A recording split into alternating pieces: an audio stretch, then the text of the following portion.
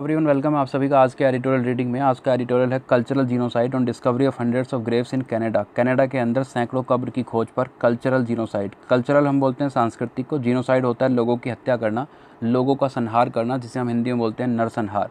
तो इसे नाम दिया गया है सांस्कृतिक नरसंहार। इसी के ऊपर ये पूरा एडिटोरियल छपा है, तो आइए इसे रीड करते हैं। और रीड करते हुए हम इस बात का ध्यान रखेंगे कि एग्जाम में पैसेज को किस तरीके से रीड करके चीज़ों को ऑब्जर्व करना है और किन चीज़ों को हमें स्किप करना है। शुरू करते हैं हेडिंग से। Canada should ensure justice for indigenous community who suffered systematic violence. क्या मतलब हुआ? कनाडा को जस्टिस एंश्योर करना चाहिए। इंडिजिनस होता है जो देश में जन्मा हो, जो देश का हो, जिसे हिंदी में हम स्वदेशी बोलते हैं, उस स्वदेशी कम्युनिटी का, उस स्वदेशी ग्रुप का हु सफ़र्ड सिस्टमेटिक वायलेंस, जिन्होंने सिस्टमेटिक वायलेंस को सफ़र किया है, जिन्होंने सिस्टमेटिक वायलेंस को सहा है। अब ये सिस्टमेटिक वायलेंस कौन सा वायलेंस है उसका जिक्र एडिटोरियल के अंदर हुआ होगा, तो आइए रीड करते हैं। The recent discovery of hundreds of Graves in Canada has put the spotlight back on it's dark past when indigenous people face systematic discrimination and violence. क्या मतलब हुआ? जो हाल फिलहाल की खोज है, डिस्कवरी है, किस चीज़ की डिस्कवरी है? ग्रेव होता है कब्र, सैकड़ों कब्र की कनाडा के अंदर उसने प्रकाश डाला है इसके डार्क पास्ट पर। इसका जो अंधेरे वाला पास्ट था, जो एक ख़राब पास्ट था, उसे इसने उजागर किया है। वैन इंडिजीनियस पीपल, जो देश के लोग हैं, स्वदेशी लोग हैं, फेस्ड सिस्टमेटिक डिस्क्रिमिनेशन होता है भेदभाव, वायलेंस आप जानते ही हैं, जिन्होंने भेदभाव को और वायलेंस को फेस किया था।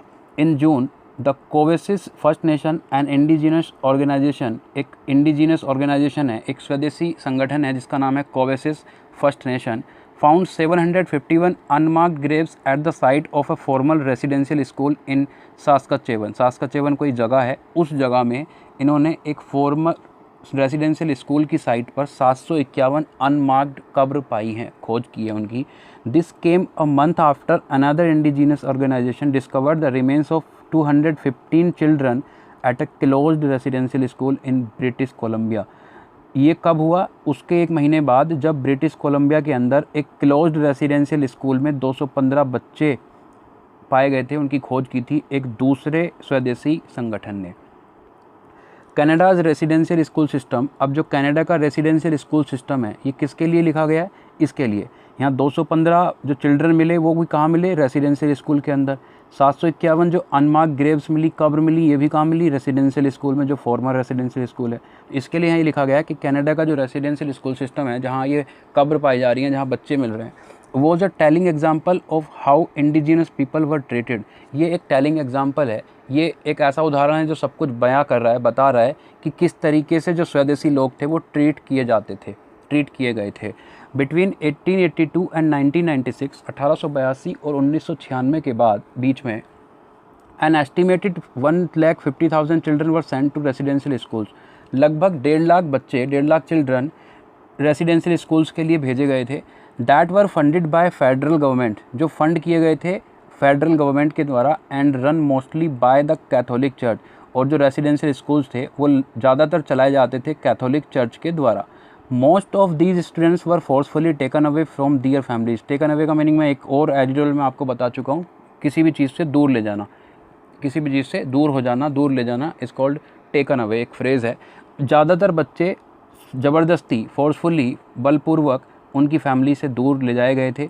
एंड थाउजेंड्स नेवर रिटर्न, और हज़ारों उनमें से वापस नहीं आए। इन 1883, 1884 में Canada's first prime minister Sir John A Macdonald, नाम याद रखना, कनाडा के फर्स्ट प्राइम मिनिस्टर कौन थे? John A Macdonald, defended in parliament the system of residential school. जो रेसिडेंशियल स्कूल का जो सिस्टम था, इसे उन्होंने पार्लियामेंट के अंदर डिफेंड किया। Saying indigenous students should be kept away from their parents. ये कहते हुए, सेइंग मतलब ये कहते हुए कि जो इंडिजिनस स्टूडेंट्स हैं, जो स्वदेशी बच्चे हैं, स्टूडेंट्स हैं, विद्यार्थी हैं, उन्हें दूर रहना चाहिए अपने पेरेंट्स से। हु आर सैवेजेस, सैवेज होता है जो हिंसा का शिकार हुए हों, जो हिंसा का शिकार हुए हैं। The children were not allowed to speak their languages और प्रैक्टिस दियर कल्चर। जो चिल्ड्रन थे उन्हें अलाउ नहीं किया गया अपनी लैंग्वेज बोलने के लिए, और ना ही उन्हें अलाउ किया गया अपने कल्चर को अपनाने के लिए, प्रैक्टिस करने के लिए। मैनी वर अब्यूज्ड, बहुत सारों को गालियाँ दी गई। एन एस्टिमेटेड 4,000 चिल्ड्रन डाइड, लगभग 4,000 चिल्ड्रन मारे गए।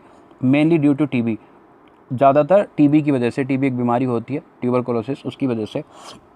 Mail nutrition and other illness resulting from the squalid condition. Squalid होता है बहुत ज़्यादा ख़राब कंडीशन, बदतर कंडीशन की वजह से इन द स्कूल्स। डेस्पाइट का मतलब होता है के बावजूद भी, इसके साथ हम ऑफ का यूज़ नहीं करते हैं। इंस्पाइट के साथ हम ऑफ का यूज़ करते हैं, उसका मतलब भी होता है के बावजूद भी। डेस्पाइट दीज हॉरर्स, इन सभी डर के बावजूद भी, the residential school system continued for over a century, जो रेसिडेंशियल स्कूल सिस्टम है इसे कंटिन्यू किया गया लगभग एक सेंचुरी तक। In 2008 prime minister Stephen Harper issued a formal apology. 2008 में प्राइम मिनिस्टर स्टीफन हार्पर ने एक अपोलॉजी को इश्यू किया, मतलब उन्होंने माफ़ी मांगी। The government also set up a truth and reconciliation commission to document the history and the lasting impact of the school system on the indigenous communities. जो indigenous communities पर इस स्कूल सिस्टम का इम्पैक्ट हुआ था वो और उसकी हिस्ट्री की जाँच करने के लिए उन्होंने एक कमीशन को भी सेटअप किया जिसका नाम था ट्रुथ एंड रिकॉन्सिलेशन कमीशन। इन बातों को आपको ऑब्जर्व करते चलना है कि एक कमीशन सेटअप किया गया था गवर्नमेंट के द्वारा जिसका नाम था ट्रुथ एंड रिकॉन्सिलेशन कमीशन, ठीक है। इन 2015 the commission called the violence against the indigenous students a cultural genocide. अब यहाँ से क्वेश्चन पूछ सकता है आपसे पैसेज में कि कल्चरल जीनोसाइड क्या प्रेसिडेंट ने कहा था? तो आपको ये बात ध्यान रखनी है कि किसने क्या कहा था। देखो यहाँ क्या हुआ है कि जो 2008 में प्राइम मिनिस्टर थे स्टीफन हार्पर, उन्होंने एक माफ़ी मांगी जो फॉर्मल अपोलॉजी थी। उसके बाद गवर्नमेंट ने एक कमीशन को सेटअप किया जिसका नाम था ट्रुथ एंड रिकॉन्सिलेशन कमीशन, और उस कमीशन ने जो इंडिजीनियस स्टूडेंट्स के खिलाफ वायलेंस हुआ था उसे नाम दिया cultural genocide. It has made 94 calls to action to different levels of the government and communities that included independent investigations and steps to protect aboriginal rights and culture। क्या मतलब हुआ कि ये जो कमीशन बना था इसने 94 ऐसे एक्शन लिए। कॉल्स टू एक्शन का मतलब है एक्शन लेना, कोई भी जांच करना। इतनी जांच की इसने, 94 जांच की, एक्शन लिए डिफरेंट लेवल्स पर गवर्नमेंट को और कम्युनिटीज़ को, जिसमें इंक्लूड था independent investigations and steps to protect aboriginal rights मतलब होता है आदिवासियों का अधिकार, जो देश के लोग होते हैं उनके जो अधिकार हैं उन अधिकारों को और कल्चर को प्रोटेक्ट करने के लिए। It also ask the Catholic church to apologise and take steps toward reconciliation.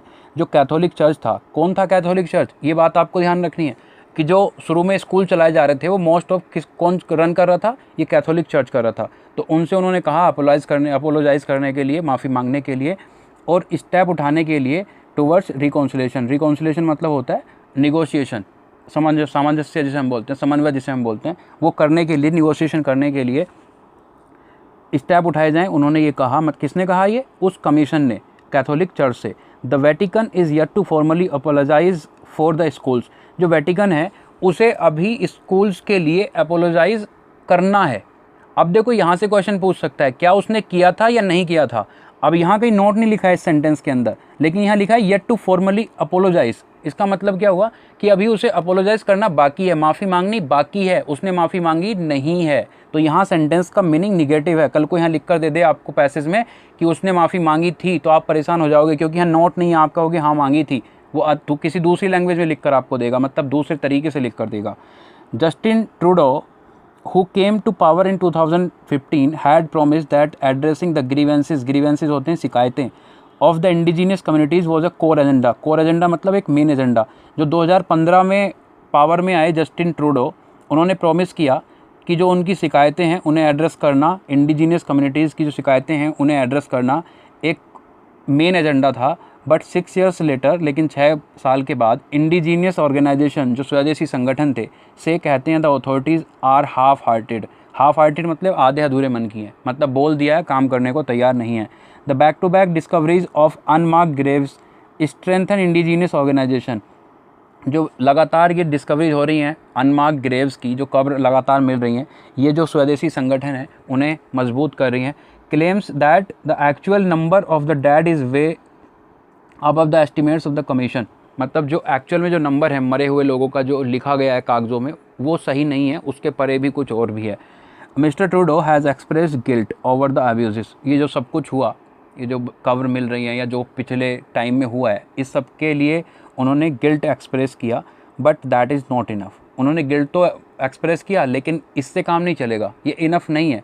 His government should assist मतलब होता है हेल्प करना, तो उनकी सरकार को हेल्प करनी चाहिए इंडिजीनियस ऑर्गेनाइजेशन की, स्वदेशी संगठनों की, टू फाइंड अनमार्क्ड ग्रेव्स। जो भी अनमार्क्ड ग्रेव्स हैं, जितनी भी ऐसी कब्र हैं जो अनमार्क्ड हैं, उन्हें फाइंड करने के लिए he should order investigation into the residential schools with graves to get to the bottom of the matter.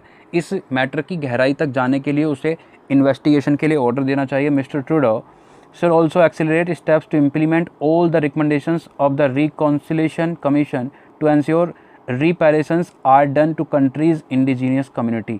reparations का मतलब होता है मुआवजा, क्षतिपूर्ति। जो मिस्टर ट्रूडो हैं should also accelerate steps, उन्हें कदम उठाने चाहिए, तेज़ कदम उठाने चाहिए इम्प्लीमेंट करने के लिए all the recommendations of the reconciliation commission, जितने भी रिकमेंडेशन किए हैं रिकॉन्सिलेशन कमीशन ने, टू एंश्योर रिपेरेशंस, जितनी भी क्षतिपूर्ति है उन्हें एंश्योर करने के लिए, are done to the country's indigenous community, country की स्वदेशी कम्युनिटी के लिए। ये एक एडिटोरियल था, बड़ा अच्छा एडिटोरियल था। इसमें जो चीज़ें हमने पढ़ी हैं देखते हैं क्या हम सीख कर आए हैं। पहला क्वेश्चन आपके सामने लिखा है रीडिंग कॉम्प्रिहेंशन का, और पहली लाइन इसकी है many students were forcefully taken away from their families but thousands return. देखो ये बात तो सही है कि बहुत सारे जो बच्चे थे उन्हें फोर्सफुली टेकन अवे किया गया था, उन्हें दूर किया गया था उनकी फैमिली से, लेकिन बहुत सारे उनमें से लौट कर नहीं आए थे। यही तो लिखा था ना पैसेज में, और यहाँ लिखा हुआ है कि बहुत सारे उनमें से लौट कर आए थे, तो ये गलत हो गया। इन चीज़ों को आपको ध्यान में रखना होता है रीड करते हुए, मेन बातें आपको उठानी होती हैं और ये अपने माइंड में रखनी होती हैं एक कहानी की तरह। अगर आप ये सोच के चलोगे यार मैं एग्ज़ाम दे रहा हूँ, इंग्लिश है मुझे आती नहीं है, हार मान जाओगे कि हम तो दुनिया के सबसे डम्प इंसान हैं, तो फिर कुछ नहीं होगा आपका। आपको पॉजिटिव रहना है, आपको एक स्टोरी की तरह उसे रीड करना है, उसके बाद क्वेश्चन देने हैं, अपने आप सारे काम हो जाएंगे। सेकेंड लाइन क्या है, in spite of all the horrors, सारे हॉरर्स के बावजूद भी the residential school system continued for a long time. वो लंबे समय के लिए, वहाँ ओवर अ सेंचुरी था, यहाँ लंबे समय के लिए, बात तो सही है। हाँ तो ये ठीक है, ऑप्शन बी ठीक है। The president call the violence against the indigenous students a cultural genocide. देखो अब जो मासूम बच्चा होगा वो कहेगा हाँ सही बात लिखी है, लेकिन कल्चरल जीनोसाइड ये किसने कहा था? वो जो कमीशन था, कमीशन का नाम क्या था? ट्रूथ एंड रिकॉन्सिलेशन कमीशन, उसने ये कहा था, ना कि प्रेसिडेंट ने। तो ये गलत हो गया, तो ओनली बी हमारा आंसर होगा। इन सारी चीज़ों को आपको ऑब्जर्व करते चलना होता है। The Vatican apologised for the school, वहीं से लाइन मैंने जानबूझ के ये लिख दी है, वहाँ लिखा था येट टू अपोलोजाइज। अब उसका मतलब क्या था? अपोलोजाइज करना बाकी है, और अगर बाकी है इसका मतलब किया नहीं है, और किया नहीं है यहाँ लिखा है उसने अपोलोजाइज किया था, इसका मतलब रॉन्ग हो गया है। Justin Trudeau who came to power in 2015 had promised that addressing the grievances of the indigenous communities was a main agenda। हाँ बिल्कुल सही बात है, मेन एजेंडा की बात हुई थी, वहाँ कोर एजेंडा की बात हुई थी। Mister Trudeau has express guilt over this wrong doing, ये जो सब कुछ गलत हुआ इसके ऊपर उन्होंने गिल्ट को एक्सप्रेस किया था। हाँ सही बात है। एंड इट वॉज इनफ, ये इनफ था नहीं, वहाँ लिखा था दैट इज़ नॉट इनफ, वो इनफ नहीं था, तो ये भी रॉन्ग हो गया। तो हमारे पास आंसर इसका भी क्या होगा? बी होगा। यहाँ आपको करेक्ट पार्ट बताना है, करेक्ट पार्ट नहीं सॉरी, यहाँ से काट लेना, आपको स्पोर्टिंग एरर बताना, कोई एक पार्ट यहाँ गलत है वो आपको बताना है, आपको स्पोर्ट करना है एरर को, sport the error, sorry for that। The Vatican is yet to formally apologize for the school। Justin Trudeau, who came to power in 2015, had promised that address the grievances। देखो grievances को address करना, had promised एक अलग part हो गया इधर का, ये सेंटेंस यहाँ से इधर अलग हो गया है, और ये सेंटेंस इधर अलग हो गया है। दैट ने इन दोनों को आपस में कनेक्ट किया है, ये कंजंक्शन है, तो दूसरा सेंटेंस हमें स्टार्ट करना होगा। अब स्टार्ट करने के लिए अगर हम मेन वर्ब की फर्स्ट फॉर्म को देख रहे हैं यहाँ, क्योंकि मेन वर्ब की फर्स्ट फॉर्म ही लिखी है एड्रेस, तो सेंटेंस इंपेरेटिव बनता है कि ऐसा करो। तो उसने ये नहीं कहा था एड्रेस करो इनकी शिकायतों को, उसने कहा था कि इनकी शिकायतों को एड्रेस करना एक मेन एजेंडा है, कोर एजेंडा है। तो इनकी शिकायतों को एड्रेस करने के लिए या तो हम ये कहेंगे टू एड्रेस, ये भी एक तरीके से ठीक हो जाएगा, लेकिन हम या फिर इसे लिखेंगे एड्रेसिंग, एड्रेसिंग द ग्रीवेंसेस, ये ज़्यादा ठीक रहेगा, क्योंकि हम इसे एक रीडंट की तरह कनेक्ट कर देंगे। तो यहाँ पर एरर है, या तो टू एड्रेस होना चाहिए या फिर एड्रेसिंग होना चाहिए। यहाँ आपको करेक्ट पार्ट बताना है, क्या करेक्ट पार्ट है। पहला लिखा है mister Trudeau should also accelerated steps, should के साथ वर्ब की फर्स्ट फॉर्म आती है तो एक्सेलरेटेड नहीं एक्सेलरेट होना चाहिए। To implement all the recommendations for the reconciliation commission, reconciliation commission की रिकमेंडेशन है या उसके लिए रिकमेंडेशंस हैं? तो आप कहोगे उसकी हैं, तो की हैं तो फिर फॉर नहीं ऑफ आना चाहिए। ये एक हाई लेवल का क्वेश्चन है, ऐसे क्वेश्चन आते हैं खासकर बैंकिंग में। To ensure reparations are done, to ensure reparations are done, ये ठीक लिखा है, कोई दिक्कत नहीं है।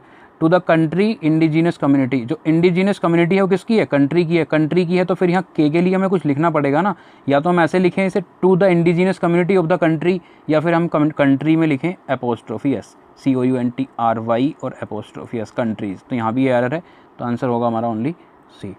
कुछ और वोकैब लिख लेना, जो आज वोकैब नोट करोगे। देखो मैं वोकैब आपको ध्यान नहीं दिलाता हूँ कि मैंने वोकैब इधर लिखी हुई है, जो भी नए नए वर्ड आते हैं ये सारे मैं इधर लिख देता हूँ। ये शायद कल के भी कुछ वर्ड होंगे इसमें, जो आज के वर्ड आए होंगे वो भी मैंने यहाँ लिख दिए होंगे। तो आप यहाँ से सारी वो कैब नोट कर लिया करो। मैं इधर ध्यान नहीं देता हूँ रीड करते हुए, बस मैं वहाँ बता देता हूँ इसका ये मीनिंग होता है, लेकिन मैं इधर सब कुछ लिखता हूँ। जैसे असिस्ट आया था, वहाँ सहायता करना, इसका लिख दिया। रेपरेशंस आया था, क्षतिपूर्ति लिख दिया। ग्रीवेंस शिकायत आता, जैसे मैंने बताया था। तो इधर सारी वो कैब लिखी होती है, आप आसानी से लिख सकते हो अगर यहाँ मेरा लिखा हुआ समझ में नहीं आता है तो आपको। ठीक है, इन चीज़ों का आपको ध्यान रखना चाहिए। कुछ और वोकैब अपनी वोकैब नोट में नोट कर देना, बड़ी अच्छी वोकैब है। जैसे एक वर्ड है मेरे पास बैरिंग। बैरिंग का मतलब होता है एक्सेप्ट, के सिवाय। एग्जाम्पल से समझो, बैरिंग दिस कार, इस कार के सिवाय you should buy a train, आपको ट्रेन खरीदनी चाहिए। मतलब एक मजाकिया वे में मैंने बोल दिया, लिख दिया यहाँ ताकि आपको याद रहे। तो बैरिंग का मतलब होता है के सिवाय, इसके बजाय। ब्रीच, ब्रीच का मतलब होता है किसी भी रूल को तोड़ देना, उल्लंघन करना, जिसे हम एग्जैक्ट हिंदी में बोलते हैं। ये लिखा हुआ है, you should not breach any system, मतलब किसी भी सिस्टम के रूल को आपको नहीं तोड़ना चाहिए, किसी भी सिस्टम का उल्लंघन नहीं करना चाहिए। ये एग्जैक्ट इसका मीनिंग निकलेगा। तो याद रखना है आपको, ब्रीच का मतलब होता है ब्रेक करना किसी भी रूल के लिए, ना कि किसी सामान को ब्रीच कर देना। तो हम वहाँ यूज़ नहीं कर सकते हैं तोड़ने के लिए। इसे तोड़ना मतलब कोई रूल उल्लंघन करना, एग्जैक्ट। ब्रिंग डाउन मतलब होता है, ब्रिंग मतलब लाना, डाउन मतलब नीचे, नीचे लाना मतलब अवरुद्ध कर देना। कोई काम हो रहा है, आपने उसमें रुकावट डाल दी, उसे नीचे लेकर आ गए। टू ओवर थ्रू, कम करना जिसे बोलते हैं हिंदी में, अवरुद्ध डालना जिसे हम कहते हैं, अवरोध पैदा कर देना। कैचमेंट एरिया, कैचमेंट एरिया हम उसे बोलते हैं जैसे कोई भी नदी आ रही है और नदी का पानी कहीं ना कहीं से तो आता है, ऊपर पहाड़ों वहाड़ों पे से जहाँ से भी पानी आ रहा है, तो उस जहाँ से वो पानी आ रहा है उसी को हम बोलते हैं कैचमेंट एरिया। वह क्षेत्र जहाँ से नदियों को जल मिलता है। The area from where the rivers draws its water.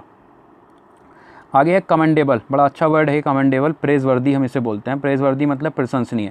Your efforts are commendable, जो आपके एफर्ट्स हैं अपनी जॉब को पाने के लिए, आप जो पढ़ते हो, एफर्ट्स लगाते हो, ये प्रशंसनीय है, ये प्रेजवर्दी है।